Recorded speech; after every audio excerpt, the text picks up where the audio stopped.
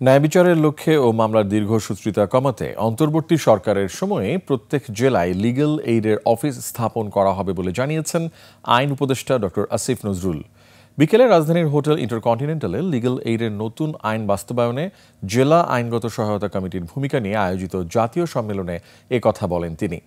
একই অনুষ্ঠানে প্রধান বিচারপতি ডক্টর সৈয়দ রেফাত আহমেদ বলেন, উচ্চ আদালতে উপস্থিত আসামিদের ন্যায় বিচার নিশ্চিতের লক্ষ্যে কোনো আসামির আইনজীবী না থাকলে অথবা আইনজীবী নিযুক্ত করার সামর্থ্য না থাকলে লিগ্যাল এইডের মাধ্যমে আইনজীবী নিয়োগ করা যাবে। ওয়ালটন এখন দেশের সীমানা পেরিয়ে পৌঁছে গিয়েছে 50টিরও বেশি দেশে।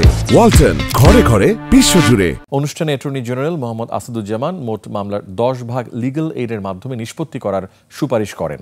বলেন, বাংলাদেশের মেরুদণ্ড সোজা করে দাঁড় করানোর জন্য বিচার বিভাগের স্বাধীনতা, অর্থনৈতিক স্বাধীনতা দরকার। তা না হলে রাজনৈতিক সরকারের বলয় থেকে বের করা যাবে না।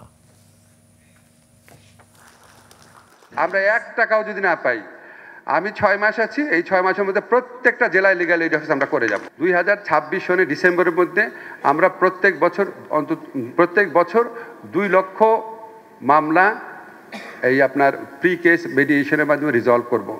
আদালতে উপস্থিত আসামিদের আইনগত সহায়তা প্রদান নিশ্চিত করার লক্ষ্যে আদালতে উপস্থিত আসামিদের পক্ষে আইনজীবী নিযুক্ত না থাকলে লিগ্যাল এইডের আইনজীবী প্যানেল থেকে আইনজীবী নিয়োগ করার জন্য বাংলাদেশের মাননীয় প্রধান বিচারপতি মহোদয় নির্দেশনা প্রদান করেছেন।